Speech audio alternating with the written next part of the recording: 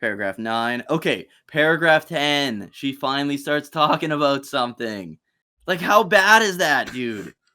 It's like when a YouTuber does a video and like Talks about themselves the whole time? For the first 3 minutes of a news video that should take them 5 seconds, they're like, well, as a Final Fantasy fan and someone that has played the series for a long time, I personally feel that the series needs to go in this direction. Also, they added a jump button to the game. Thanks for watching, guys.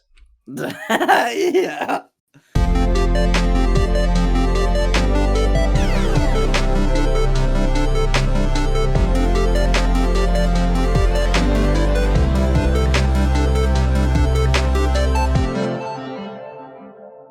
What's up, everybody? Welcome back to The Gaming Effect. I am your co-host, Alex, aka Soldier First Class.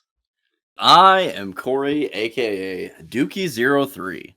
And we're here with episode 12. We just got done with the mental health episode last time, so if you want to see us admit to probably being crazy at some point, check that video out, or that episode out. That was the previous episode. We also just finished up our Final Fantasy VIII series, which a lot of people were looking forward to. And so definitely check out those 3 episodes. Be sure to check us out on Spotify, iTunes, SoundCloud, and YouTube, wherever you prefer. And also don't forget to give us a rating and a share. We really appreciate it. We just broke 500 plays. Woo! So pretty impressive for an upstart podcast. I think statistically speaking, podcasts usually don't last past the 5th episode. So that's why we did our Q&A. I believe so. One, somebody, we were I feel like I read that, or somebody told me that. Funny enough, that is our most played episode, actually. That's probably why everybody peaks on their 5th episode, and then they. Well, what it probably is people did the Q&A and they figured out how stupid we are, and then they're like, "Oh yeah, that's probably what it was. It's all downhill from here." They're like, "We ain't coming back to this shit show." We should do another Q&A for episode 15. Final Fantasy 15. Final Fantasy. We were talking about Final Fantasy 15. We were just a little bit ago, yeah. Greatest fishing game ever made. I gotta say, it really is. It it's you come for the RPG, you stay for the fishing. Absolutely. I wish, like, I was so close to buying a PlayStation VR just to play the Final Fantasy 15 VR fishing game. Monster of the Deep. You won't buy a PS5, but you would buy an equally expensive PSVR to play a stupid. It's not equally expensive, but it is very, very expensive. It's very close to being the same. What do you mean? PS5? I think PS5 is like $500 here. PSVR is $200, which is still way too much to play.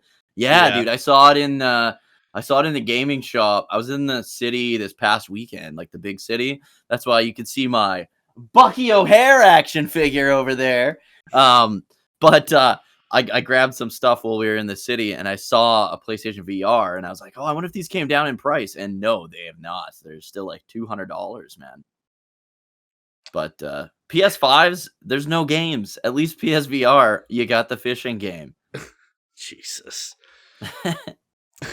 Dude, I love fishing games. I do want to do. I've wanted to do it for quite some time now, but I want to do a top 10 fishing mini games video. I thought you had already. So many good ones. No, I did a top 5 best and worst mini games video, but okay. I purposely excluded fishing ones because I wanted to do a separate video for that. Well, I think I remember you also saying that you wanted to finish the Breath of Fire games before you. Yeah, because I heard the fishing mini games were really good in them, and it was like the 3 and 4 had some pretty good fishing mini games, but the games themselves were kind of like, I don't know, they're not crap, but they're not good. Like I don't know. I feel like because like the past like 2 years, my whole like goal on my stream has been to go back and play or replay all the like PS1 JRPGs that I like never got around to playing, or ones that I just haven't played since I was like fucking 12 years old. So I went back and played like a bunch of them, and honestly, as much as I like, I don't know if I shit on Final Fantasy VII anymore, but I used to like quite a bit. And I understand, I think now, why people loved Final Fantasy VII so much back then. Because to me, Final Fantasy VII was always like the bar. Like Final Fantasy VII is like a good game, but it's not like the be all end all. And like any game better than Final Fantasy VII is a really good game, and any game worse than Final Fantasy VII is like, it's okay. You know what I mean? Mhm. And until I went back and replayed some like Breath of Fire 3, Breath of Fire 4, I'm gonna get shit on for this, but I honestly appreciate Final Fantasy VII a lot more. There's still some stuff that I really can't stand in it, but overall, it's a good game that's fun to play, and it never feels like a chore to play, other than catching a chocobo. That is fucking horrible. But everything else, like it's a game, and you don't get lost in it. You know what I mean? Like the pacing's pretty decent for the most part. You're not constantly being like, okay, where the fuck do I go now? But a lot of those like PS1 JRPGs do suffer from that. And Breath of Fire was just like, there was like really no story in 3 and 4. Honestly, it didn't feel like there was like barely story sprinkled in there. The characters were good in 3, but overall the story wasn't that great, and the mini games were horrible. Yeah, 7 had a lot of mini games. Like 7 had some a bad lot. ones too. Yeah. The The only one I think I liked in 7 was the submarine one, and I don't think it was good. I think I just liked it for some reason. Yeah. This is pretty well documented, but as much as I love the original 7, I You just like the remake way more? I knew that's where that was going. gotta Isn't hate it? you. Isn't that where that was going? No, not at all. So no, I have a hard time touching those games because I can't do it, dude.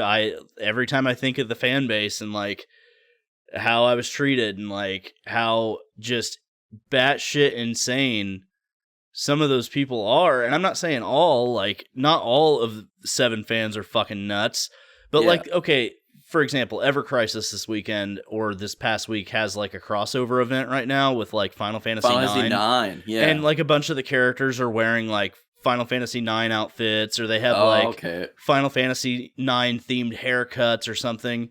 And like Tifa fans are flipping the fuck out because Tifa has Amaranth's hair. Oh, that's weird. Like, it's not like exactly, but she has like red streaks in her hair, and her hair is like done a little differently. And Tifa fans are like freaking the fuck out over it, dude. And I'm like, that's Jesus weird. fucking Christ. I like Tifa. These people need to be fucking taken to a goddamn mental institution and studied. Like, literally studied. Like, just fucking, like, hey, that's just like what Dr. Hojo did to Aerith. Yeah, it's like, dude, just fucking hell. Can you people please just enjoy the fucking shit or not enjoy the shit? Like, just, it's not, your whole fucking personality does not need to be wrapped up in this shit. Like, god damn it. It just pisses me off so much. Because, like, you can't have any fan base you gets can't like have that. No. Here's the thing. Dude, any fan base gets like that, but 7 fans are the worst. Like, there's way more, like, if you take all of the Final Fantasy VII fans, the percentage that are like that are way higher than any other fan base. You know what I mean? Yeah. And, like, I don't want to shit on the 7 fan base because, like, not all of them are like that. But you have these people that are, like, fucking so obsessed with the shit, they make 50 different fucking burner accounts on the same email to talk to themselves on these different... Yes! They do this shit. They fucking make 90 fucking profiles so that they can share things, and it makes it look like an army of people is coming after somebody. And really, it's just one dude. It's literally just the same person who's probably 45, horribly obese, and fucking is terminally online and got kicked off of Tumblr for posting porn. So now they fucking are on Twitter, making it everybody else's problem. And it probably is the guy that got Omegle shut down. Did you hear Omegle got shut down? Yeah, I saw that. Understandably so, honestly. Fucking green-haired fucks. Anyway. Honestly, dude, Omegle was fucking... I went on Omegle, like, I think 3 times in my life, and it was always when we were, like, completely hammered. We'd be Yeah. like, oh, let's go on Omegle and talk to people. I remember I was like speaking like Chinese to some Chinese chick, and she was like all like so stoked that I was speaking Chinese to her, and then she was speaking English, and we were like just so stoked that she was speaking English. But it was like that's what it was like created for. But there's so many like pedophiles and There's shit so on many there, dicks. man. It's Literally. yeah, Literally it's all so dicks. many dicks. Yeah, just fucking You got to get through like 14 dick. dicks to get to like a normal person. Yeah, and then the person that is the normal one is looking for dicks, so then they click off of you. So, they click off you. Yeah. Oh, so, man. but anyway, yeah. Now that I've got my mini rant out of the way about that shit. Hey, you think being a Final Fantasy VII fan's tough? Try being a Sonic the Hedgehog fan. Try liking Kingdom Hearts. No, I'd rather not. I'd rather not either. Oh my god. This has started out real well. This is yeah, it is. People all right, all 4 people that are still watching. Yeah, all 4 people that haven't clicked off of this yet. So anyway, game. God damn it. Here's the thing: Kingdom Hearts fans are at least like self-aware of how ridiculous their like plot and stuff is. I feel like the Kingdom Hearts fans are like more. They're like, we know this is stupid, but we like it. Yeah, but we enjoy it, right? They enjoy the games and they like the characters and stuff. Like, and they're okay with like they're okay with like laughing at themselves like sometimes, right?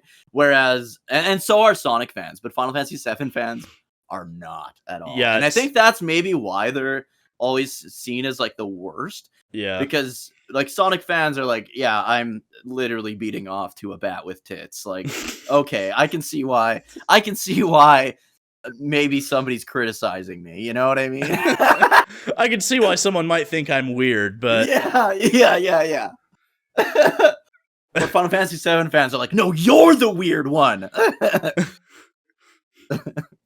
Remember that like Final Fantasy VII house where they were like, that's messed up, dude. Dude, I think that some of these people frequented that place because, like, Jesus Christ.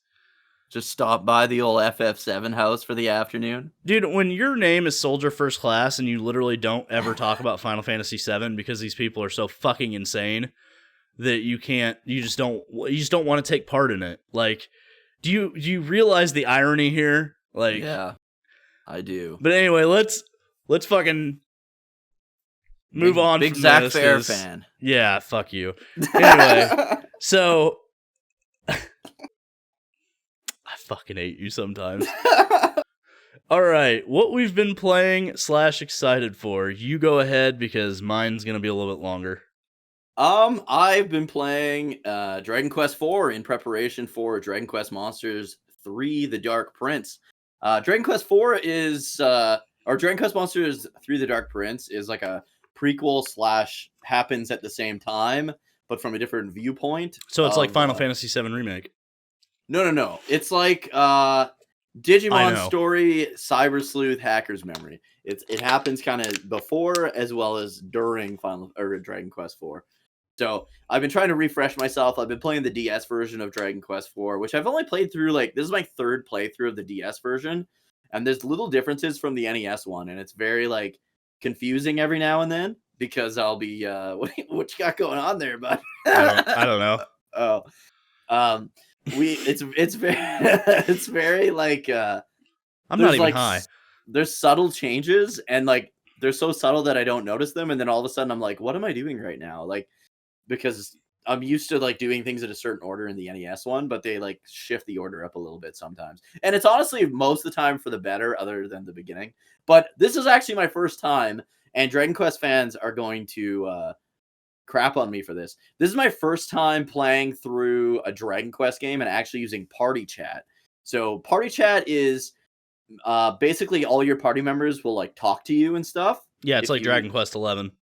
Yeah, Dragon Quest 11 has party chat. You've used party chat? Yeah. Yeah. So I've been playing Dragon Quest my entire life, and I never used it. I did something in Dragon Quest before you. Yeah, and everybody's always talking about the party chat. The only time I ever used it was like in Dragon Quest 8. If I was like, shit, I don't remember where I was supposed to be going, and then I would just use party chat, and they'd be like, I guess that just makes me a bigger Dragon Quest fan than you. It does. It really does. By default. Only in size, though. You fucking imposter. And then, but anyways, so this is my first time doing party chat. So I had to patch the Japanese version because there's no fucking party chat in the North American release of the DS version. What? I know, dude. Square Enix does the weirdest shit with the Dragon Quest games. Square Enix does the weirdest shit with all their games, period. dude. Yeah, that is true. But so yeah, I'm playing this in party chat. Keep in mind, Dragon Quest IV has like my favorite cast of characters probably of all time, and now I love them even more because I'm like getting to know them better. The only character I always like kind of hated was Boria. He's like this old Russian man, and he's just, I don't know, he's just boring and shitty. And now I kind of like him because the whole time when you use party chat, he's like, we should probably get back to town, and my back's sore. Like he's like just typical like old man commentary on the situation. Everyone's like having this grand adventure, and he's like, man, my feet sure hurt. We should probably get back to town. Over, like, it's just, he's always complaining about being sore, but you like drag him across the country. But yeah, no, honestly, I'm digging the hell out of it. I'm excited to see the later chapters with party chat and all, and I'm excited to play through all the games with party chat now because now I kind of know what I've been missing out on. But yeah, that's what I've been playing, and obviously I'm looking forward to Dragon Quest Monsters 3, The Dark Prince. Comes out December 1st, baby. I just pre-ordered it today, finally, because I've been broke as shit. Super Mario RPG comes out next week. Yeah, so also, I think I messaged you that. I just found out that Arte Piazza made that game, and those are the guys that did all the Dragon Quest remakes on the 3DS, or on the DS and 3DS. So is it safe to say that Square Enix didn't have anything to do with it this time then, other than like IP stuff? Well, Arte Piazza, I think, works under the Enix banner, or used to. Or do they? Okay. Yeah. So they probably did have a hand in it, or at least they like sublet out that. Well, yeah, because I know Square Enix, they outsource, I think, some of their emulation stuff. So yeah, that could be like even .emu did Final Fantasy VIII, and I don't think that they're under Square Enix technically. No, I don't think so either, because they've done a bunch of other stuff too. Yeah, but yeah, that's exciting. I'm not a big like Super Mario or a Super Mario RPG guy, but from what I've seen, they fixed like the only parts that I really didn't like in Super Mario RPG, which is like I don't like 3D platforming to begin with, but the worst 3D platforming is like that isometric shit. Like Sonic 3D Blast is like one of the worst freaking games to play. But there's like that part. I've only like played parts of Super Mario RPG and I've never finished it. But there's a part where like you have to climb these like vines up into the sky. Does that kind of ring a bell? That part? Yeah. And it was like fucking impossible for me. But they made it look like a lot better in the remake. Yeah, it looks like it's gonna be pretty sweet. I'm really excited for it. So I just finished platinuming RoboCop. And I gotta say, dude, it's not gonna blow anybody's minds. It's not this deep like Western RPG type game. Just a good like, fucking RoboCop. It's game. Just a fun fucking game. It's not even like it's not even just about it being RoboCop. Like it's like viciously brutal, like gore, like not like guts and stuff hanging out, but like, you know, when you shoot somebody in the head, like their head explodes, or like, you know, if you throw a motorcycle at somebody and it'll take off their legs and stuff. Like, oh, okay. It's a brutal graphic game, but it's just fucking fun. Like everything you do, like you walk in, like there's side quests and stuff, and like normally, you know, you're thinking like fetch quests or whatever. Well, this one, like, there's a quest where you're at an abandoned mill, and there's a room that you go in for the side quest that starts the side quest, and like, you walk in, and then this guy gets on the intercom and starts talking shit to you, and then you walk through this door, and it's like this like hallway or like this tunnel area that's filled with like gas tanks and all kinds of shit that explodes, and then there's like a fuckload of enemies that you have to get through, and then like you get to the end and you have to smash all the drugs and stuff that are in there, but then you get this big ass sniper rifle at the very end of it that you can use later. Because I saw my buddy play that part actually. God, it's so good, dude. It's so fun. Like I said, it's not very deep. Like the skill tree is very, very, very simple. I think it's every 2 or 3 skill points you get a new skill in that tree. Right. And leveling up in skill points is like pretty quick. Like it's pretty easy. That's good. And like depending on your abilities, you can like open chests and stuff for free without needing the code or anything like that. Or you can like hack into breaker boxes and heal yourself with that instead of having to use heal packs. Right. And that was like from, I think, was it RoboCop 2 or something, where he's getting like all reprogrammed or whatever, and in order to like fry himself to and undo that. This takes place between 2 and 3. Yeah. So if you've seen 1 and 2, you will get context and stuff that's in the game. Dude, so I've been like watching my buddy Kame Senin stream the game, and that's how I was like told you to like check it out. But and you go to the place from the first one, like the place where you kill the Red Foreman character, and there's chalk lines still on the ground. Like that's so cool, man. You go like right to that place. Yeah, it's got a lot of cool references, a lot of cool like callbacks and stuff to the movies, and like it feels like a movie, like a not a spinoff, but like an in-between movie between 2 and 3. Yeah. And it does the game justice. Like it's or the IP justice. It's really fucking good. Like I don't want people to go into it thinking it's going to be this super in-depth, like, whatever. It's kind of like a shooting gallery game a little bit. Like, there's a shitload of enemies. It's almost like a bullet hell, almost. Okay. But, like... Well, you get the bullet time for a little bit when you walk into, like, each situation, too, right? Kinda. So, when you breach an area, yes. But you can unlock the ability to have bullet time anytime you want later. Okay. And you can actually improve how much time you get too. But yeah, it's just a simple first person shooter bullet hell kind of game, and it's really fucking fun. And like people can and it doesn't have any game breaking bugs. It runs on Unreal Engine 5. Like it is just a very solid made video game. And in today's like video game culture, That's is rare. It's really rare to find a game this complete, this well done, and this fun in the modern era. So it's a small studio too. Yeah, it's a super small studio, and I applaud them a lot because not only did they get RoboCop right, they got the fundamentals of a good video game right. So I as weird as it is to say, I would say RoboCop is a must play if you like. I thought you were going to say my game of the year. No. Every time you play a new game, it's always your game of the year. No. Well, we've had such a great year. No, we have. That's why I was like laughing, because I thought you were going to say this was your game of the year. No, I would say it's a must play if you like first person, just shooting, just our fun story games is just. Yeah, or like, even like a RoboCop fan or like 80s like movie fan. Yeah, really. If you're a RoboCop fan, play this game for sure. I'm also playing a lot of MLB The Show. It's a game I play every year, except for last year. I bought it last year and it didn't have my name in it anymore because they switched commentary teams.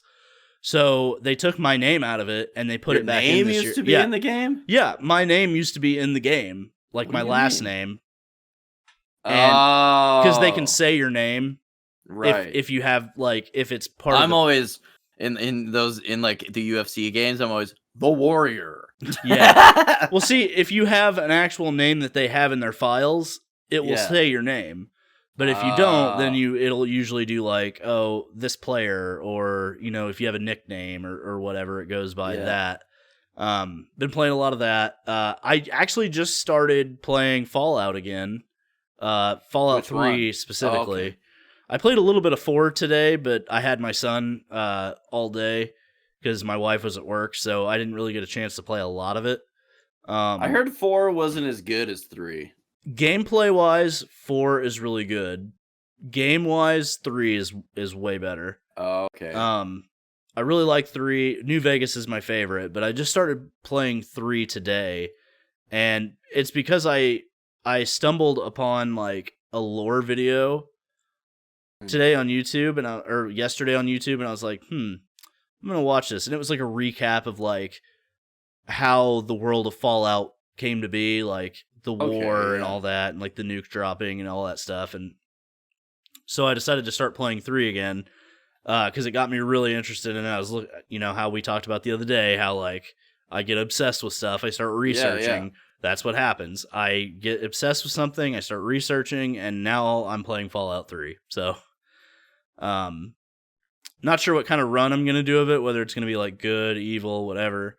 But I'm pretty excited to play that and get farther into it again. It's one of the better games I've played. So. I never finished that one. It's really good. And then obviously Super Mario RPG. Right, you said that comes out next week? Yeah, next week. I think so probably 17th. It'll be out when the podcast goes up. It's probably gonna launch the same day as the podcast. Okay. So, I'm really excited for that. They added cutscenes. Fucking stellar release year this year. Like, it's a really good year. Shit. Yeah.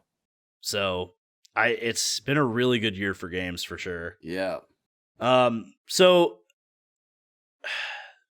this next one's kind of a funny topic because you don't play these games in English, but whenever I get the opportunity to play these games in English, I do. And that is Yakuza. And there's been some controversy because the main character of almost every Yakuza game, Kazuma Kiryu, just got a new voice actor. Right. Yongyea, the YouTuber. And it's controversial for a lot of reasons. One, people think that being a YouTuber, he probably should have gone to like a professional voice actor. Now, I will say this: I'm a JoJo fan, so I watched Stone Ocean when it came out. And he did a really, really good job as Father Pucci. Oh, that guy, that Yongyea guy was in that? Yeah, he was the main villain. Okay. And he did a really good job. But he changed his voice. And in Yakuza, it's literally just Yongyea's voice. And it's like, if... I sent you the clip of the karaoke thing. Which, I'm breaking the law. Yeah, Yakuza fans know that like karaoke minigames and stuff like that are a pretty big part. A big part. They're a big meme. Like it's a endearing part of the games to the fans. And it sounds fucking awful, dude. It sounds fucking terrible. And like I want to give the guy the benefit of the doubt because I don't want to just shit on him. But then you get on Twitter and the guy is being a fucking man-child. About what's he doing? Well, he's blocking everybody. Like anytime somebody's like, and I get it. They could be going over the top, you know what I mean? A lot of people will probably be going over the top, and I get that part of it. But he talked a lot of shit about Chris Pratt doing the voice for Mario. Oh. And now that it's being turned on him, and people are like, "Hey, man, like, is this like the final build, like?" Because it just sounds bad. It sounds like they were like, just do whatever, and that's what he did. But I mean, a part of that is the vocal direction too. Like, if that's what they wanted was him to just do himself, then that's kind of, I guess, what he's gonna do. Right. And I admit that that's part of it, but it's like any form of criticism, whether it's positive or negative, he's just blocking everybody. Oh, really? And it's like, dude, if you're going to put yourself out there, if you're going to put your product on there and brag about how good it is, and then people hear it and it's awful, and then you're gonna pull the bitch card kind of thing. Yeah, and then you're like, well, I earned this role. I blah, blah, blah. I did this and blah. It's like, dude, just take the criticism for what it's worth, take the toxicity with a grain of salt, and move on. It does not have to be this fucking thing. And then when you get called out for talking shit about other voice actors, Yeah. not doing a That's good different. job, That's different. Yeah. and then you don't do a good job and you get called out for it, don't fucking be a man-child and not be able to handle it. Like, take your licks like everybody else does. Like, you know, Chris Pratt probably heard a lot of negativity on his end, too. Absolutely. And I'm sure he just blocked it the fuck out, didn't fucking go on a tirade about it, didn't fucking act like, oh, I earned this role, I did this, I did that. My favorite thing with the whole Chris Pratt was that meme where it was like when they first announced him as the voice actor, and he's like, "It's me, a Mario." That's not the voice, but it's something different. And then the meme where it's like, "That was the voice." Yeah. Dude, and you know what? It's funny. I watched the Super Mario Brothers movie, and he did a good job. Oh, did he? Yeah, he did a good job. Like, obviously, it's not Charles Martinet, but it's still a good job. Like, does he just sound like himself though? Yes, but he does put like a twist, like some on energy into it at least. Yeah, kinda. It's not just like, oh, this is Chris Pratt. Like, you can tell it's him, but not like. I heard he's not Seth playing. Rogen was awful in it. See, I actually like Seth Rogen. I heard he was like legit just Seth Rogen. Like Jack Black else. stole the show, though. Yeah, I heard he was good, and like everybody else sucked. That's what I heard. No, they were all pretty good. Oh, okay. I really liked the whole voice cast. But yeah, I never play the Yakuza games in anything other than Japanese. Yeah, like, a lot of people this won't affect, but at the same time, like, dude, you got to roll with it. I'm usually that guy that's like if something's in English and in Japanese, and it's been that way since the beginning of the series, I'm gonna go with the English. But with Yakuza, like, I played Yakuza 1 like a long ass time ago. I don't even think I played Yakuza 1. I played the demo of Yakuza 1, and then I played Yakuza 2 on the PS2 a long ass time ago. But the game that really got me into the series was actually Yakuza 3 on the PS3. And from there until Yakuza 7, it was all Japanese. Like, there was no English voice acting. So to me, it's weird having English voices in that series because, like, the whole thing takes place in Japan. Every character is Japanese. Like, so what do they do? Because there's always like a Western character that's like learning Japanese or learning speaking in like bad Japanese. So what do they sound like in the English one? Yeah, I don't know. Like, did you do you played Like a Dragon, right? Like the 7th one? Yakuza 7, yeah. Yeah, there was that blonde-haired guy with that, that school kind of series of side quests. What did he sound like then? Dude, it's been so long since I played it. I don't really remember. Cuz there's always like some character that's like from like, I am from America. Like, they're always like this weird like English kind of voice kind of thing, and it's like, I don't know how they would do that. How you do that if you have like English voice acting? Yeah, you kind of lose the context a little bit. Yeah. Well, and I have a hard time playing or watching stuff in Japanese. Like, obviously, like old like samurai movies, you obviously have to, but like, I play games in English. I watch anime in English. Like, I have to watch anime in English. Yeah, I can't watch anime because I'm usually doing something else while I'm watching it. Same. I'm always anything. I don't want to have to be looking at the screen constantly. Yeah. To know what's going on. Like, I want to be able to pop on anime, edit a video or something, or like, yeah, absolutely. Do my thing. And so I need it in English, and it's also an attention thing. Like, yeah, to be able to pay attention, I have to have it in English. Yeah. So and we can't read, you guys. Right. So the other thing too about Yongyea is like, he's one of those like fair weather people too.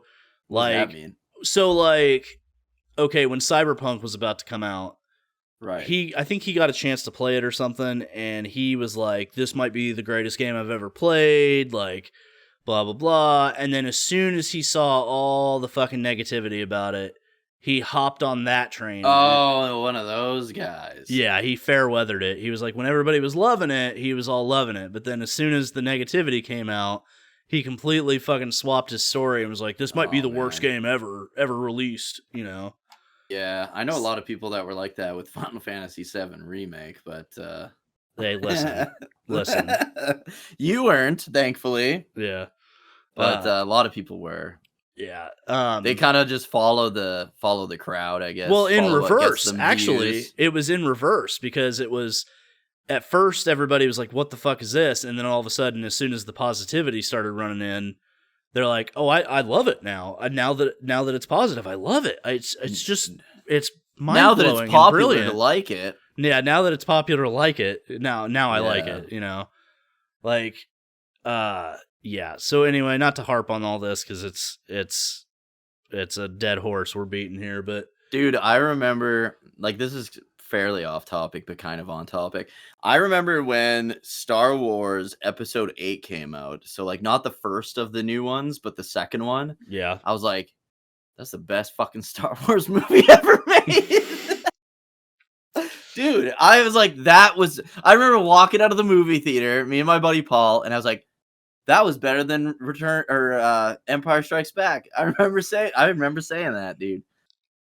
I still don't mind that one, but it's no fucking Empire Strikes Back. I have never wanted to punch you more in my life.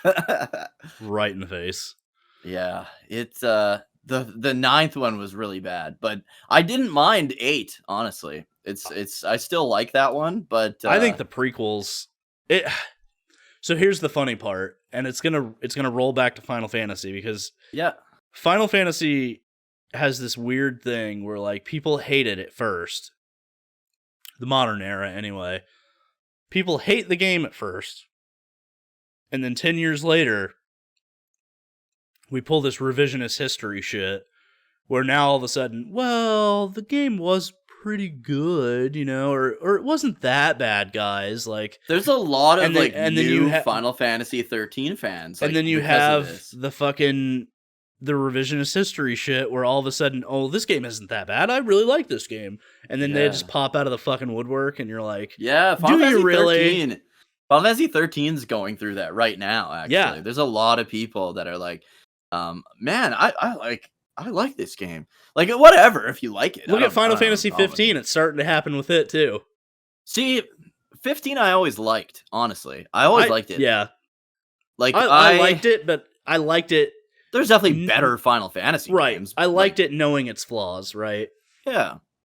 My thing is like a lot of the things that a lot of people hate about it are things that I like about it, too, though. Like, the combat, I mean, here's the thing with the combat, all right? People will be like, oh, you just push square or hold down square to win. It's like, yeah, if you want to hold down square, I guess. I mash square and and hit triangle sometimes, but I'm not an action RPG guy either, right? Well, so and people act like combat systems are so complex all the time. Or they need to be. Like, you're always hitting at least like one button multiple four times like, and then one to finish or like whatever. Yeah. I hate like Dynasty Warriors. Like, I like the Dynasty Warriors combat. I like people act like if you're playing a game like that, you should be it's not a fighting game. Doing this constantly, and it's like, no, dude, you don't have to do that shit. Like, exactly. Turn-based games are literally just hitting X 3 times to attack. Like, or occasionally you hit a D-pad button so that you can select a different attack. Like, that's why I hate ATB. I don't hate it, but I definitely prefer straight turn-based over ATB because that shit just stresses me out. But like, people were like, "Oh, it's the combat's so boring." But then it's like a game like that, someone who plays turn-based primarily, which would be like, every Final Fantasy 7 or every Final Fantasy fan up until this point, is more easy to like pick up and play a game like Final Fantasy 15, right? Whereas 16, that's not so much the case, right? Like, you've got to actually be able to play those kinds of games to get through the combat, unless you want to put all the easy equipment and stuff on. Well, actually, the game's kind of easy. Oh, even without? Yeah, it's a little too easy. Yeah. Even hard mode was a little bit too easy. Oh. Not like if you weren't used to playing action games, hard mode would probably punish you. Yeah. But since I'm used to playing action games, like it wasn't that hard. Oh, okay. The worst thing a game can do, in my opinion, is have normal mode way too fucking hard and easy mode way too fucking easy. Yeah. I hate that so much. There needs to be a balance. Yeah, where it's like easy. If you're gonna do that, throw in a very easy in. You know what I mean? Make that be very easy, and then put an easy and then a normal or something. Because there's nothing worse than like just being able to waltz through the game without even like grinding or trying.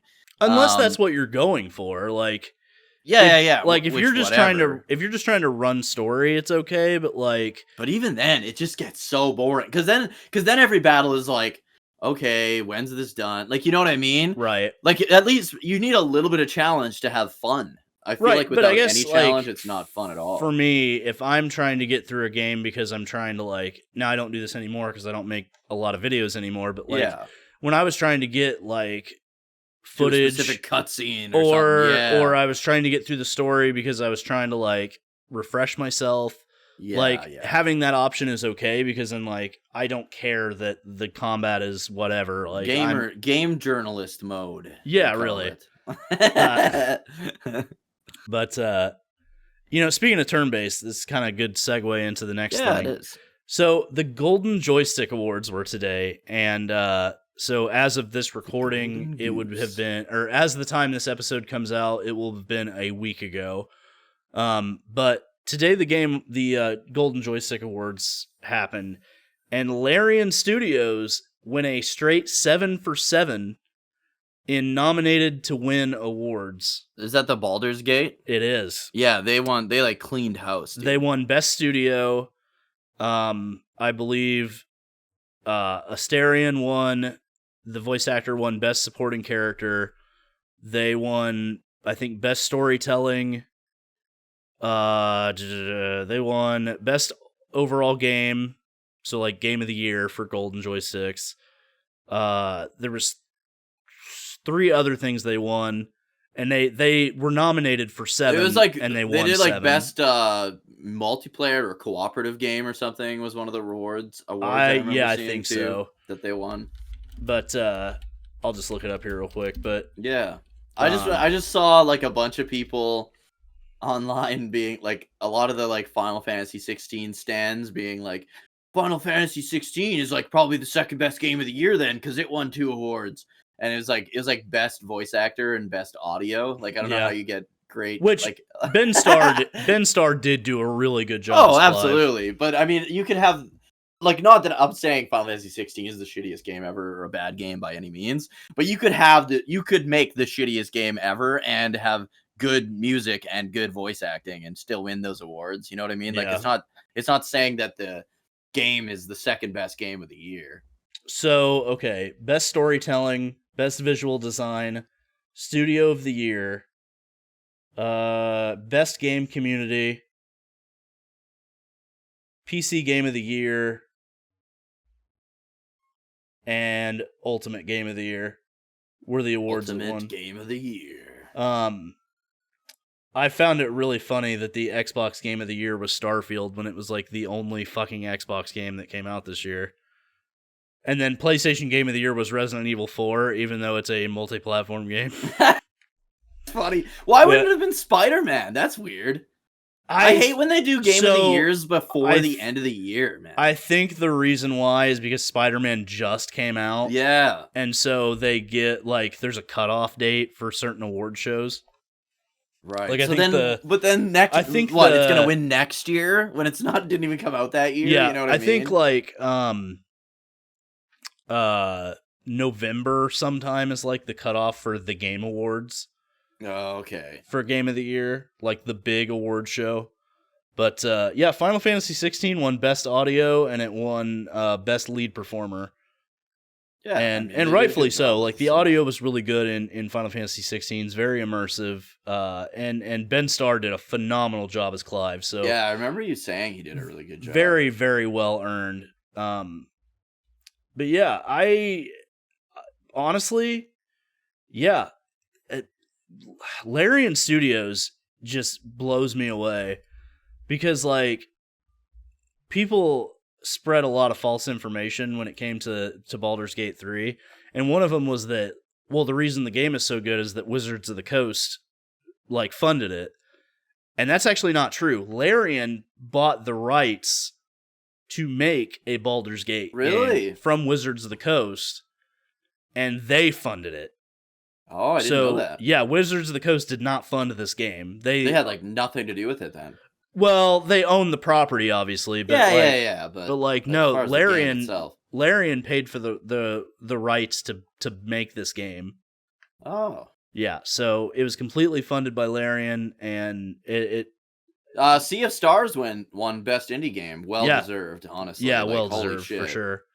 But yeah, other than that, that's about it for all the subtopics. Now, the main event of the evening. Dragon Quest X. Yeah. I still find it funny that most Dragon Quest fans have not played Dragon Quest X. It's like the Dragon Quest game that the most amount of Dragon Quest fans have not played. And it's the only one you've played all the way through. Right. Well, at least version 1. Yeah. So version 1, for those of you that aren't aware, is the original game as for those of you that aren't cultured. No. That aren't cultured swine, such as myself. Yeah. Is the original game as it released, right? So that's the original story, Dragon Quest X. Like when Dragon Quest X stuff shows up in other games, like when it showed up in Dragon Quest XI, it only ever references version 1. So I think Treasures had some stuff from Dragon Quest 10 version 2, but other than that, it's mostly version 1 stuff. So yeah, we played through Dragon Quest X together, and it was pretty damn fun. I would say the only bad thing about the entire game is you can totally tell the Final Fantasy XI guys were involved with like the map design and stuff, because the maps are just way too fucking big. Yeah, dude, that is my main problem with the game. Like, yeah, if there was ever a time that I got bored playing it, it was when we were trekking across like, and sometimes multiple big maps. Right. Sometimes to get to your objective, you would have to go across 3 different maps to get there, and they're all big, and they're all massive. And the problem is to get to those places, you have to go from point A to the furthest point in the map of point B to get to that next area, and you had to do that like 3 times to get to your objective. And yeah, I think it'd be an easy fix too. All you'd have to do is speed up the doll board. Right. That's all they would have to do. And I was hoping that the that version 2 would fix that, and it actually didn't. No, not yet. I think later on they do, like in some of the later versions, but version 2 definitely did not. I don't know what year each of the versions came out. Like the first one was like, I think it came out like 2011. Like when was the Wii in its prime? Because that's what's crazy. 2011, because I believe it came out around the time. Were the PS3 and the Wii in the same? Yeah, I believe so. PS3 and Wii were in the same generation, I think. Because I remember everybody complaining that the Wii had like PS2 graphics. Yeah. And it was competing with the PS3. So yeah, it came out. Well, that's what's crazy is Dragon Quest X came out on the Wii originally, and it's still going very strong. It got a graphical update. It looks like a PS4 game now, I would say. Like, it looks pretty fucking good. Yeah. It looks like probably a step under Dragon Quest 11. Yep, I would say so. It's about the same. The story was really good, really well told like a classic Dragon Quest game, and I think that's why I love this game so much.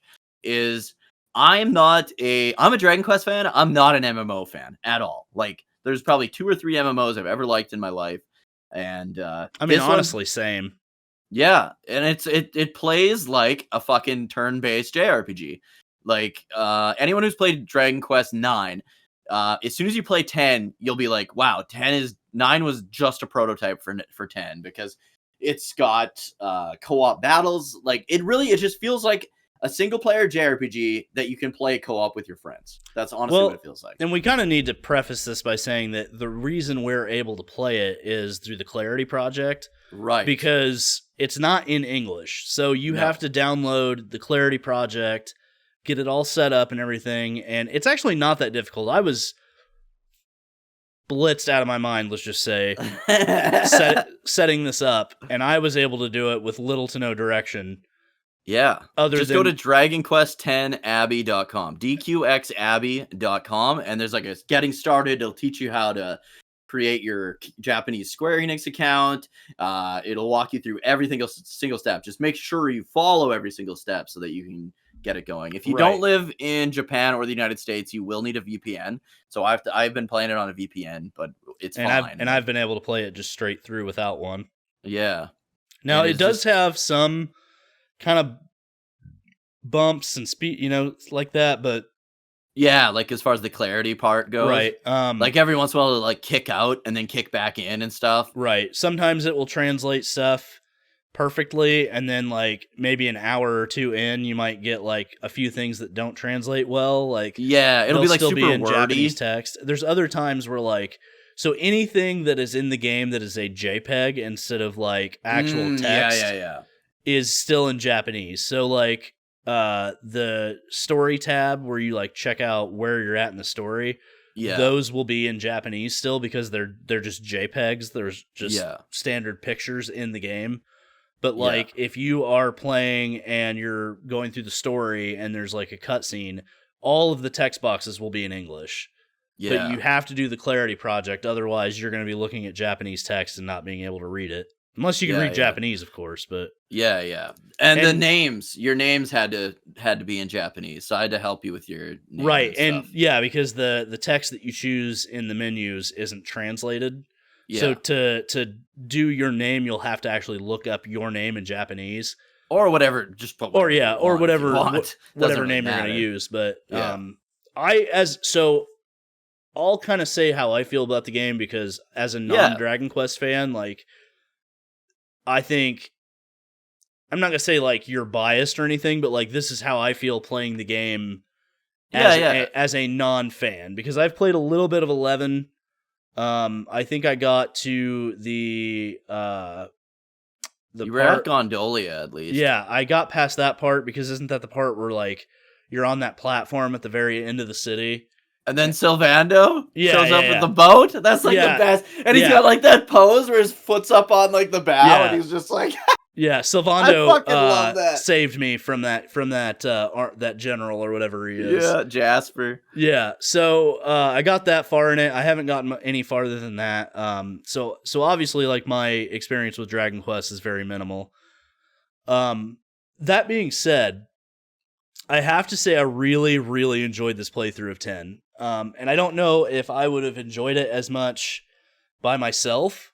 Right. But that's me being a non-Dragon Quest fan, right? Like that's not that's not saying anything bad about the game. That's just me it not being my normal cup of tea. So like if you weren't there to not guide me, but like go through it with me and talk with me while we played and stuff like that. Well, especially when the traversal is so long. Oh god. If I'd have been the amount of times we're just shit talking in between while we're getting from place to place, right? Right. I think if we hadn't been doing that together, I probably would have dropped the game a long time ago because of the traversal. But because we're able to like bullshit and talk and get fucked up together and everything else and play it, like I'm able to get through it. Now, the story is really good. I like that even though I am not a Dragon Quest fan, I understand the story.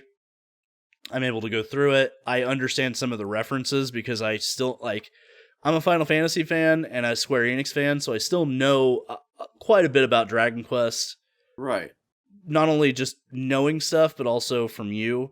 So I'm able to see stuff. Like I knew who Estark was. I knew all that stuff. And also being an Akira Toriyama fan, like obviously I know certain references and stuff. But like I have to say that the game is fun.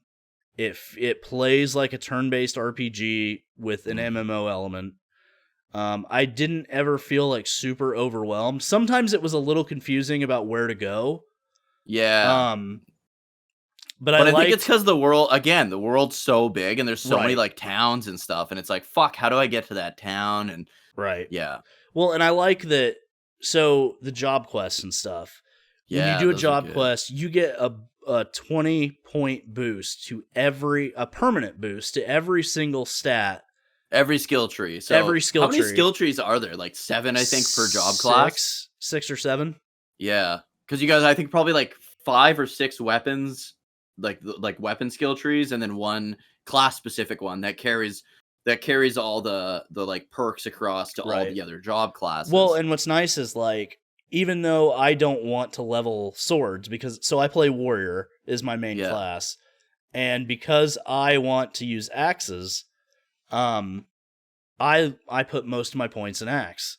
Right. Well, if I like wanted to switch to swords, I could, because doing your warrior quest boosts your sword skill enough that it's still viable to use a sword.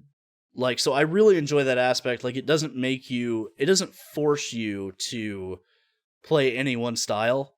Yeah, absolutely. And It encourages you. In fact, it almost becomes necessary in version 2, as we found, because we're starting to get bodied by some of the dungeons in version 2. Right. So you definitely want to level up multiple job classes, because you get those permanent stat increases from the job class specific skill tree that carry over into all your job classes. And like, you need that. Like, you found even when you first started as the warrior, you weren't very tanky, right? So you had to level up paladin a bit and stuff in order to up your permanent defense. But yeah, because the warrior is kind of like a glass cannon.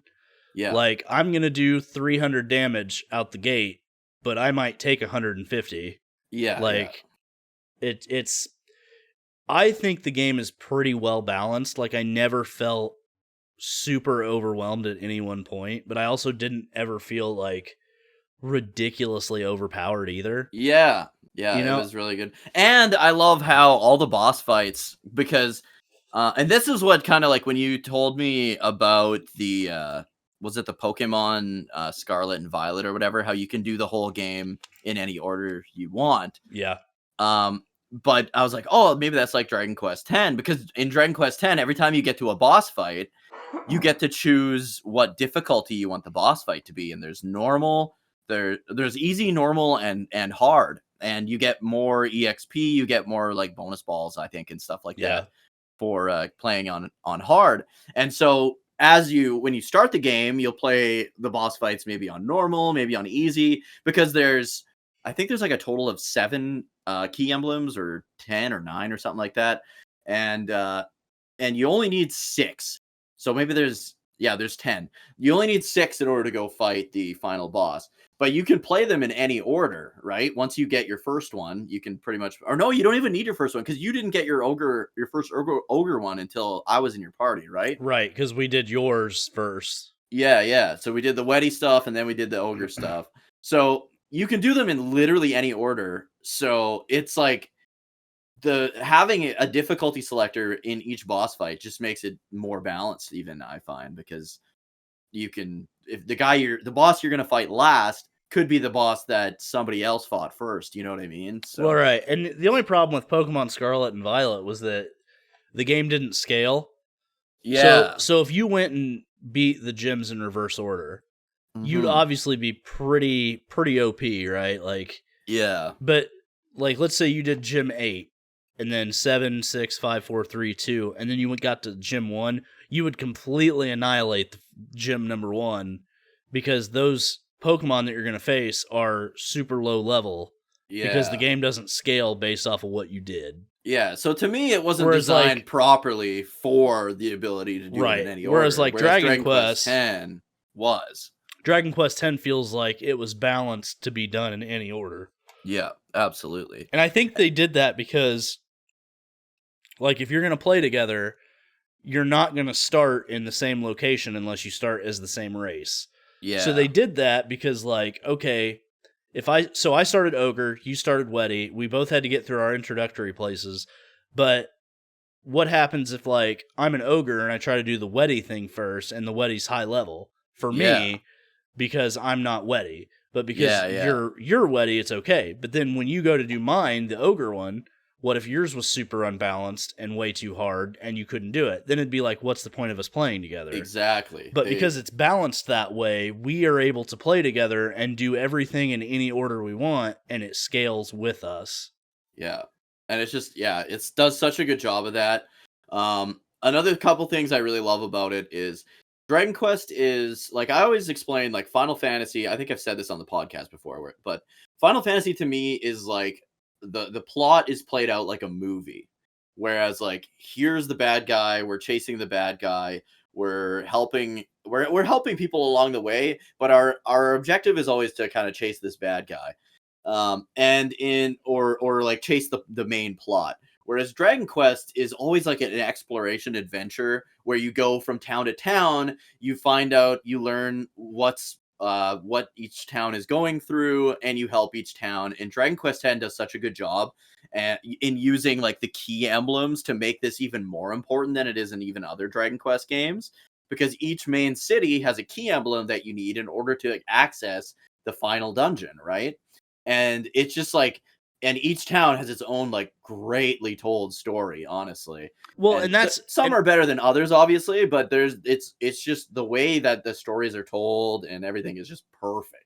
and to your point there, I think what makes Dragon Quest X for me, and I'm like you're describing basically the entire series is like this. It's episodic. Well, so yes, than- but what I think makes it what makes it stand out is like, okay, Final Fantasy, for example. Like, when you go to Calm, you only know Calm as the place where you get the flashback, right? Yeah. It's the most famous, one of the most famous scenes in the entire game is the Calm flashback. Yeah. But there's nothing else in Calm. Yeah, that's Right. true.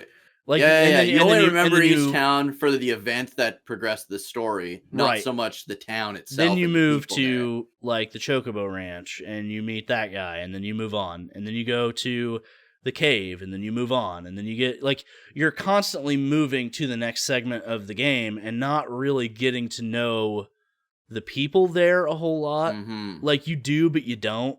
Yeah. Like they're just a means to push the story along.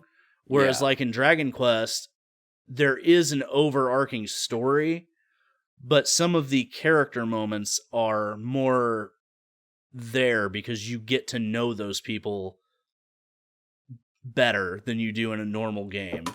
Yeah. And I think and that's what made Dragon Quest X stand out for me, because like when we did the last, was it the fairy one we did, or where the two kids' parents died or whatever, and like it seemed like the sister was possessed, but really, Oh yeah, that was the elf one. The elf one. Yeah. Where the that one was really good. Yeah, that was where, one of like, my favorite ones. it turned out that she was a witch or something like that, and the sister actually saved the brother. but they all thought that the sister was like They thought the sister killed was her. Yeah, they thought the sister was evil or whatever, Yeah. and had used her powers to kill the mom, but in reality the mom was like a witch or a ghost or something, and she actually Yeah, it was saved, like that spider demon thing. Yeah, she saved everybody from the ghost mom thing. So it was Yeah. like this really cool like character moment and stuff where it feels like you don't really, like, you matter and you're the hero and like you push the story along, but really in reality you're not the typical main character. You're not the focal point of each individual story. Right. You're there to push that in the right direction. Yeah, absolutely. But you are not, like, it's not your story that you're doing. Yeah, I would agree there. Like, Ten's a whereas little in- different from the main series in that aspect, because like the main series, like everyone in like a regular Dragon Quest game that has characters, because there's some that don't, like 9 and 9 kind of does, but like 3 and down don't really have like characters, right? But all the ones that have characters, all these characters are there to like help the hero like beat the big bad or save the world, save each town. All the other Dragon Quest games and Dragon Quest X, sorry, is like the opposite of that almost. Like the hero is there to support the characters in each town. You're kind of a self-insert. Yeah. And but all the other Dragon Quest games for the most part does have that like sense of community. Like you go to the next town and there's something troubling the town and you want to help the town. You get to know the people in the town. So like all the towns in Dragon Quest feel so much more alive than any other like JRPG. And I think that's why I love Dragon Quest so much. Is like the characters, there's really good characters, and a lot of them are like outside the main cast of characters even. Yeah, and it's like, I really enjoyed getting to know those characters in Dragon Quest X. And when I was Yeah. playing 11, the main character, it's all about him. Like, Yeah. it's yes, you have Sylvando and Jade and all these other characters that, like, you get to know them, but they're all there in service of the support. main character, and the Yeah. main character still feels like his own character that has stuff going on. Like, you meet his family and you meet like all this other stuff. Whereas in like Dragon Quest X, you're kind of like, you meet your friends, but your friends really aren't the focal point. Yeah. And your friends aren't even really your friends because you die at the start of the game, Right, right? exactly. And another thing I love about Dragon Quest X is everyone's story is a little bit different depending on what race you chose, right? Right. And we found that as we were playing because I was like, oh, what? Because like even the end of the game cutscene was a little different for you than it was for me because my guy, what is my guy? He's like trying to find his parents, I think. And what was your guy? He's trying to find. I don't remember.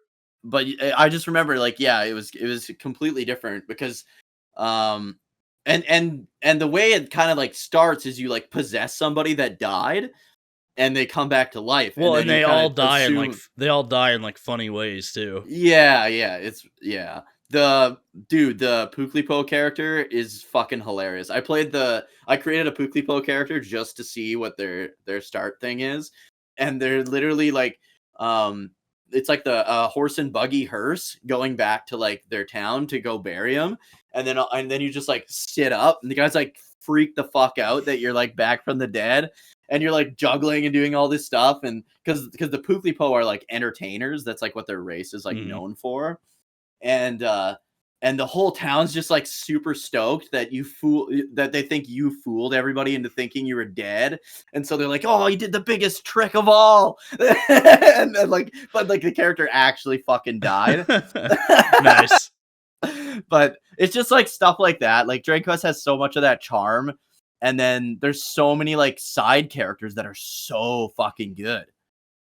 Yeah, I thoroughly enjoyed playing, and like I enjoyed that, like, so we did the Monster Hunter, not the game, but like the class, and Oh yeah, so there's the Monster Tamer and the Item Master. yeah, And they both let you, because like Dragon Quest has a sub series, like a spin-off series, the Dragon Quest Monster series, and they added those job classes in the game, so you can play it almost kind of like Pokemon style, right? Like you can recruit a monster and they'll like fight for you and stuff like that, and alongside you, and you can recruit them and stuff as long as you unlock that job class and have and it. you got your sweet ham sandwich. Oh yeah, baby. The pig. That pig saved our ass more times than I can count. Absolutely, dude. And the thing I love about that job class is once you get their happiness up above, was it like 100 or something? Yeah.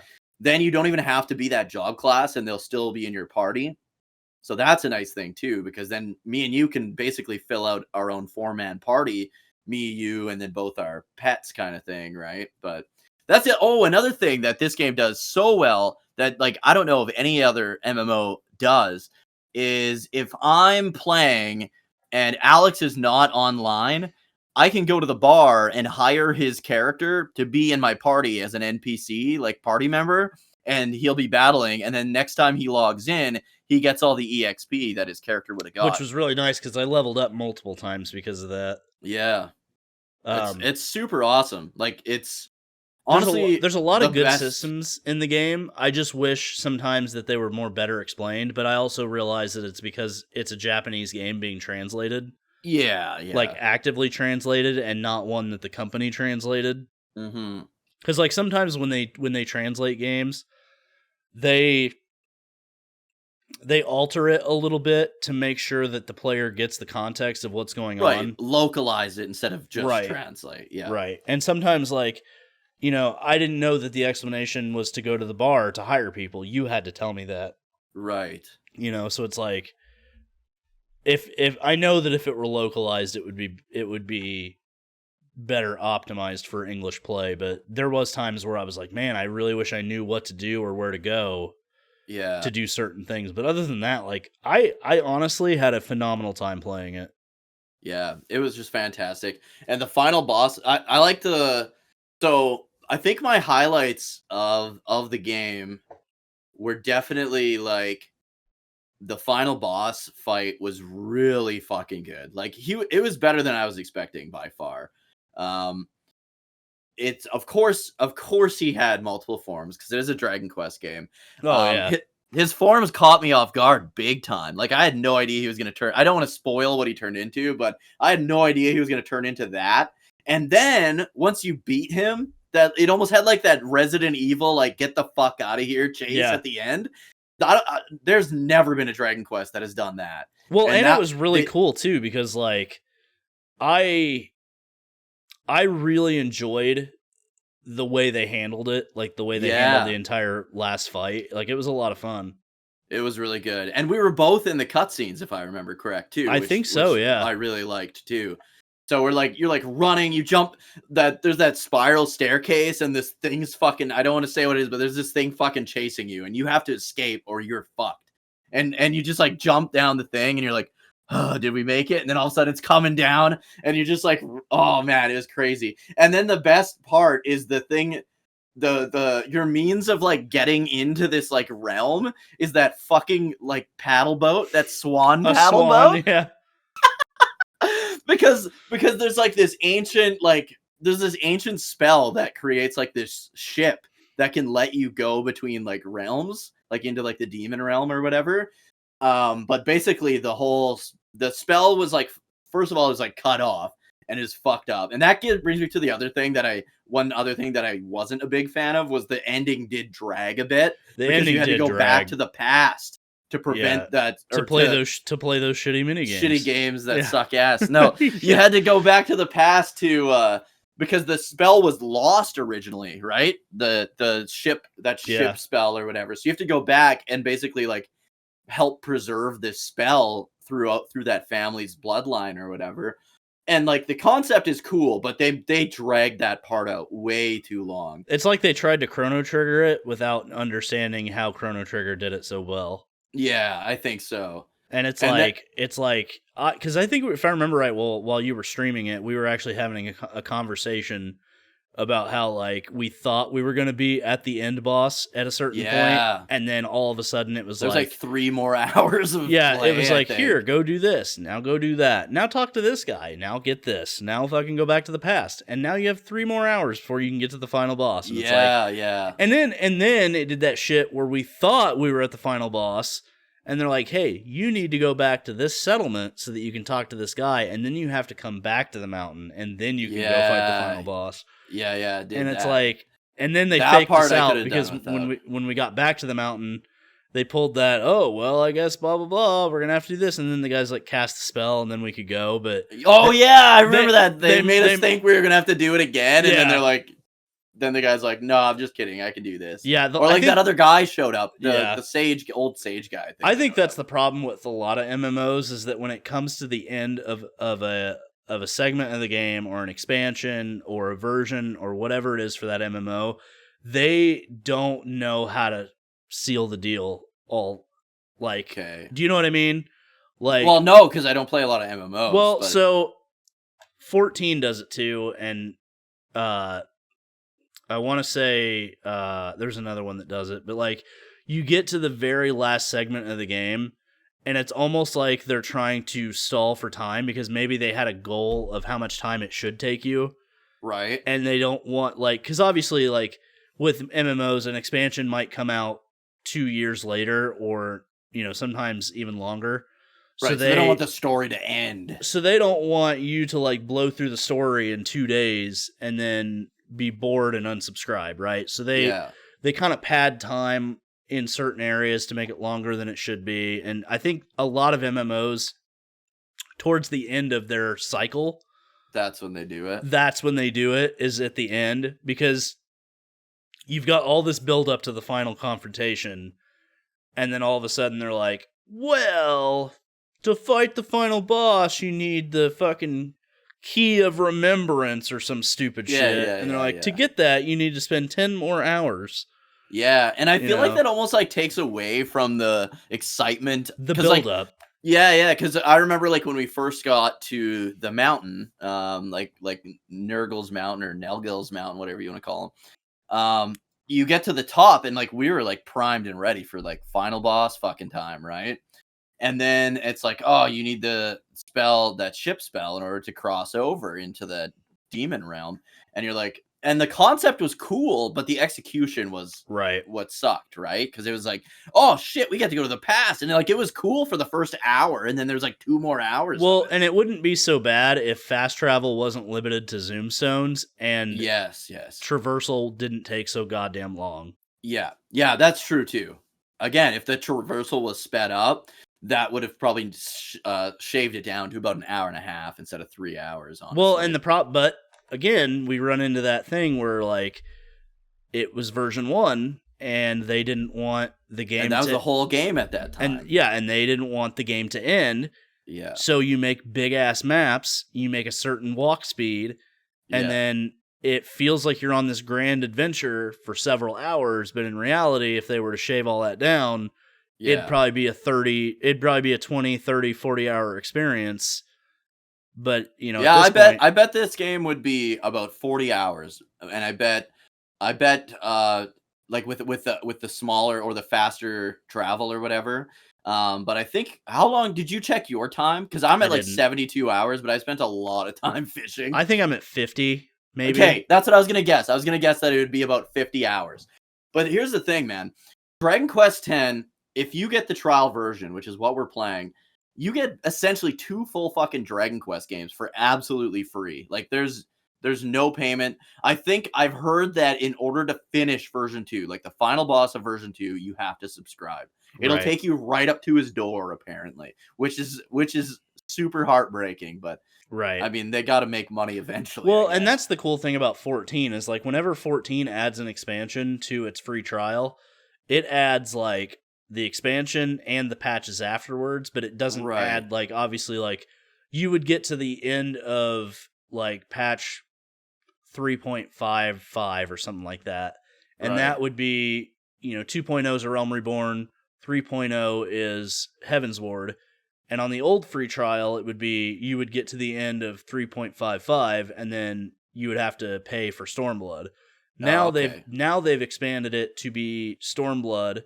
So now you would get to the end of 4.55 and have to pay for Shadowbringers. Okay. Eventually, but it's the whole story. But it's the whole story. Yeah. Plus the lead up into the next expansion, because which is good, because then it makes you want to get it, right? Right. I mean, this is smart too, but it also sucks because like once we get to the end of version 4, there's gonna be some fucking hard decisions to make. But and that's what sucks though too, because like you want to finish that final boss, but you're like, I don't know if I want to pay the fucking subscription fee for a boss fight, because what if you decide like you don't want to play the game anymore after you finish the version 2 or whatever. And I'm not saying we will, but at the same time it makes it hard, like when it feels a bit more like a low blow, right? Well, when it makes you the final boss. It almost makes you not want to do version 2. Because hearing that ahead of time. That ahead of time, because you know when you get to the final boss, well, now I have to pay for it. Like, they should make the final boss free, and then do the setup for 3 and then charge. And that's what 14 does. Yeah. I think that is a better method, honestly.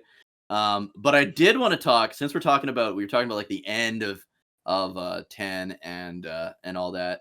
So yeah, you get the hilarious thing is the guy you do get that spell carried forward, and the guy doesn't have time to practice it. Like, we have to fucking go now, or Nurgle's gonna like destroy the fucking world, right? And so you go and you get the spell, and it's all he can make is like this little swan paddle boat ducky thing, and you're riding this into like the demon realm. It's so fucking funny, dude. I do enjoy the humor in the game. Like, it's very well done. Yeah. And it always comes like out of nowhere too. And I think that's why it's so good, because it's like a super serious moment and you're in this fucking rubber ducky fucking paddle boat. Well, and I'm glad that like the humor translates visually. Yeah. Instead of relying on text. Yeah, because obviously true. Like if it wasn't visual, then the translation might not land as well as it being visual. Because like if he says something funny, it's like, okay, you know, that's funny, but it may not translate well. But if you Yeah. see this fucking duck boat thing that you're riding in into the final like demon realm fucking boss that's fight. funny. Like that's something that I don't care if you speak English or Japanese, that is funny.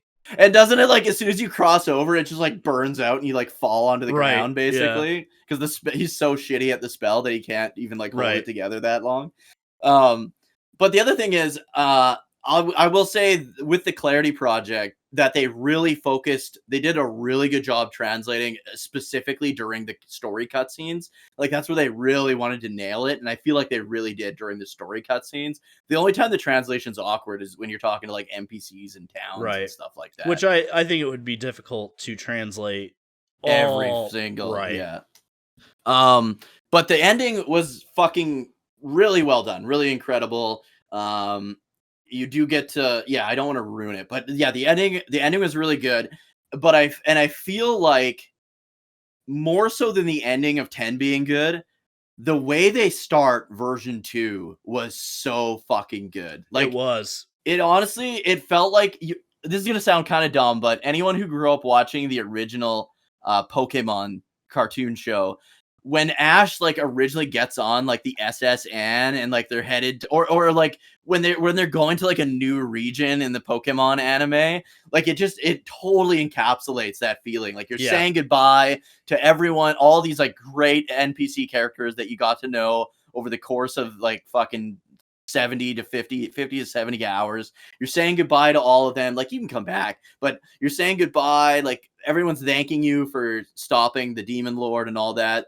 And the ship sailing off into the distance, like that opening credits to version 2 got me so fucking hyped, man. Well, and it's like, it's kind of like you're starting a new adventure, but not really. It's more of like a continuance, but at the same time, like you're saying goodbye to your old life and going into the new, but you're still going to remember the people that were there in the past, but you're on this new journey, kind of. Yeah, and it really like, it just was so good in that way, and it honestly makes me feel like, how Dragon Quest just kind of is like.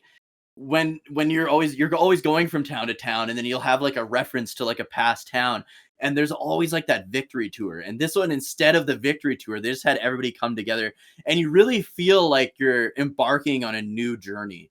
But everything that happened before still matters as much as it always did.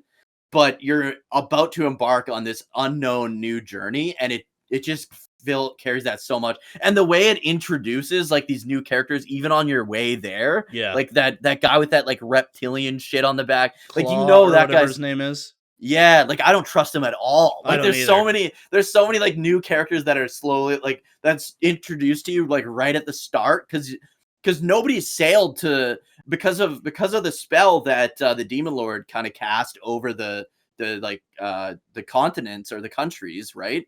Nobody set sail to the human world, basically, like the human continent. And so this is like the first ship to the human continent in like 100 years or something like that, right? And it's just like it really does a good job of feeling like you're going on this grand adventure, like a brand new grand adventure after the one you just had. And I like this is why I think MMOs are inherently better at doing continuations than most video game sequels are, because MMO continuations and expansions feel more like just an added part of the game, whereas like a sequel feels almost like a completely different game but built in the same universe most of the time. Right? Because like, you're usually in the same world. Like, well, and like with 14, when 14 goes from one part of the game to the next, it is literally just a transition into the next part. So like, when you go from A Realm Reborn to Heavensward, the same characters are going with you. It's still like things that happen in A Realm Reborn are referenced or directly brought up in Heavensward. And then when Stormblood comes along, things that were in A Realm Reborn and Heavensward are brought up or directly referenced, and it's a continuation, basically. Like, you go back to the old locations as part of the story, so that you are like keeping everything that happened in the past relevant. Whereas like a lot of video game sequels tend to move on. And yes, you do have those references, and sometimes yes, they are a direct continuation, like to the day or even to the minute the game ended. Right. It feels like development time and story direction are different in game to game sequels as opposed to expansion sequels. Right. Because like 14, every 2 years there's an expansion. So there isn't a lot of time for them to start like a whole new right. And the detail, like some games take like 5 years to come out. Some sequels don't come out for 10 years, 15 years. And so that's a lot of time to forget details. Yeah. Whereas like 14, they start making their expansion almost immediately. After so the last every one goes 2 live, years, every 2 years there is an expansion. So like when Shadowbringers ended, they were working on Endwalker. Yeah. And so they were able to and these guys are really good at keeping references. Like they have a book that's like this fucking thick that is just lore and information and plot threads and stuff that they want to tie up and everything else. And they might set something up in A Realm Reborn, and in Endwalker it finally comes to fruition. And then you're like, Right. but it's in your mind still because they do a good job of setting it up during the expansion. Yeah. And so I think MMOs inherently are better at being sequels, even though they're still part of the same game, because there's not as much downtime to forget details as there is like when sequels actually come out. Yeah, I get that. And also, like, I think there's less room. So, okay. It's also like all the same developers too, right? Which helps. Retconning is something that I feel is a really big problem with sequels as well. So like, yeah, it is. The Last of Us, really great game in my opinion. Then The Last of Us 2 come out, and they retconned like this random doctor that you killed at the very end of Last of Us is the dad of the villain in Last of Us 2, but there was never any like setup for that at all. Yeah, it's kind of literally weird. was just kind of an asshole for the sequel to give it some weight, but it didn't really. It just really didn't do anything for me. And then they kind of changed. They like tried to make you hate Joel, who's like the best, like the most likable. I don't know. Like I don't know how you can try to force the player or audience to hate the guy you literally played as through the entire first game. But it's like I just feel like MMOs have a better ability to keep going and keep those details intact, to carry it forward, right? As opposed to an actual sequel. I agree with that. Like Star Trek Online was really good for that. Like there was stuff that was referenced in like season 3 or whatever that comes to a head in like season 8 and stuff like that. But and I'm told, I don't know for sure, but I'm told so you know that lizard bat, like that guy with that green neck or whatever, he apparently becomes very important in version 3. So we're probably not gonna, if he is a bad guy, I don't know if he is, but if he is a bad guy, we're probably not gonna face off against him in version 2. So that'll like set up version 3. Unless he's like towards the end of version 2 going into version 3. Yeah. But then I heard in version 3, a lot of the stuff you do in version 3 is back in the countries, like back in like the ogre country and stuff like that. So that's kind of cool. But I think the reason I liked the intro to version 2 was that it was almost the opposite of that. Like all the stuff you do in version 1 is still with you. It all happened. But going into a whole other country with a whole new set of characters, I think is exciting to me too. Well, and if you think about it, it's kind of like we're about to find where we come from. Yeah, that's what I feel like too. Because version 2 is the human continent, right? Yeah. And that's originally where our soul is from. Yeah. So I'm assuming that there will come a point where we will find, maybe the village that we come from, or, something like that, and there will be like a convergence of the story that's going to be important from to the our start, human from character. the very start. Well, because if Yeah, you yeah. remember right, they have you make Your character at the start. well, they have you make your character, but they also have you make your sibling. Oh, right. And I don't recall that being important yet. No, it hasn't So been. so I would assume that like we That's are gonna going come to together. eventually meet our sibling in version 2. Yeah, And it so could be. I think that's a really cool setup if that's actually what happens. Yeah, version 2 or version 3. Another thing I loved about Dragon Quest X was how they did the countries and races. Like they made it matter so much. Like it was such a big deal. Like every country was very different from each other. Like Ogre Country was like mountains and desert. Weddy was like swamps, marshes, rivers, oceans, rainforests, stuff like that. And then you had like what were some of the other ones? There's like the dwarf one, which is like all hills and grasslands and stuff like that. And it's just I don't know. I the elf one was like Japanese, like forests and like stuff like it was just really cool how each country was its own thing, and each race is like all like separate from each other, and they all have like their own what they're known for and stuff like that. And you can tell the stories through the like the different races accent the stories that are going to take place in their countries and stuff like that, and how important each country is.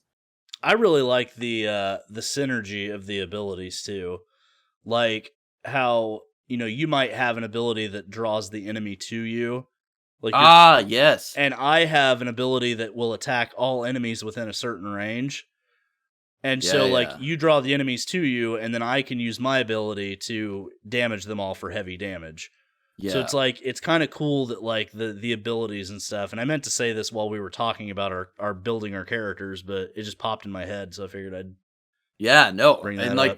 the whole combat system, honestly, like fucking 10 out of 10 in my opinion. Yeah, it's really 'Cause good. it's literally like if you've played Dragon Quest 11, it's literally that, but your position matters and you can push the enemy back to protect your like mages and stuff in the back party. The only thing that I wish Dragon Quest did with its movement system during combat was have position matter in the way that like you get bonuses based off of your positioning. So like if the enemy like a back attack? Yeah, like if the enemy is facing you and I come in with a heavy attack, there should be like a bonus damage or like Yeah, I get that. better critical hit chance or something like that. And I feel like that's a lost opportunity that both 10 and 11 had to, because the movement in 11 is fucking pointless. I don't even know why it's there. The movement in 11 is literally basically camera control. It's literally it fucking really pointless. Is. Yeah. Whereas in 10, it actually matters. Because, like,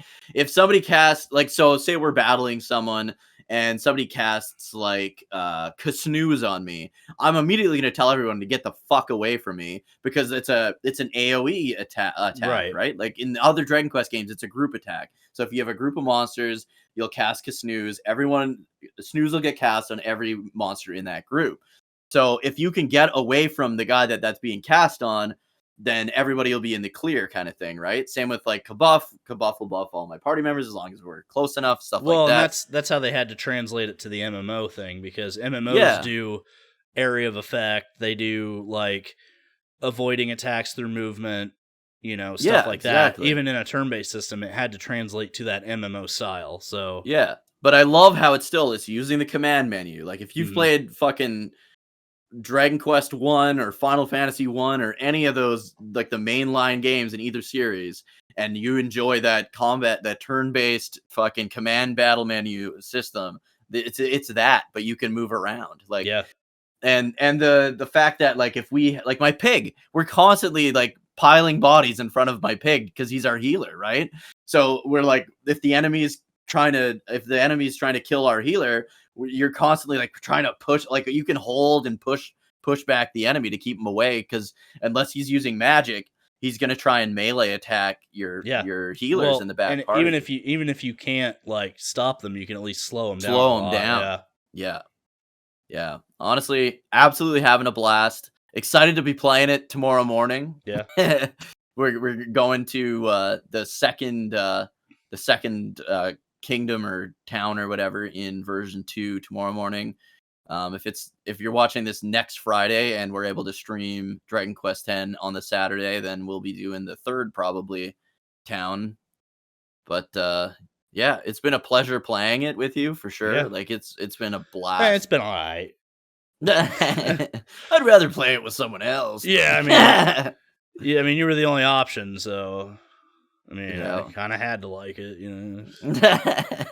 But no, it's been awesome, and Yeah, we've had people jump in my stream and like send us good gear and stuff, helping us, like because they're just happy to help out. And then right? we can hire them in their level 150 character. Yeah, exactly. We can go to the bar and hire them, and they're like level 150 for like easy grinding and stuff. Too. Yeah. So yeah, it's been awesome. Yeah, it has been awesome. But I think that's it. You know, it's funny. I said I don't think I could talk about Dragon Quest X long enough to fill a podcast, and I think we've been talking about it for about an hour. So, hell yeah, brother. Because we're at right now as this segment, we're at an hour and 35 minutes. So yeah, perfect place to wrap this up. Thanks for listening / watching, guys. We really appreciate all the plays, all the rates and shares. It means a lot to us. Don't forget to check us out on Spotify, iTunes, SoundCloud, and my YouTube channel. And that's about it. Thanks for watching / listening, guys. I'm your co-host, Alex, a.k.a. Soldier First Class. And I'm Corey, a.k.a. Dookie03. And this has been episode 12 of The Gaming Effect. Have a good one. Yep. See ya. Bye.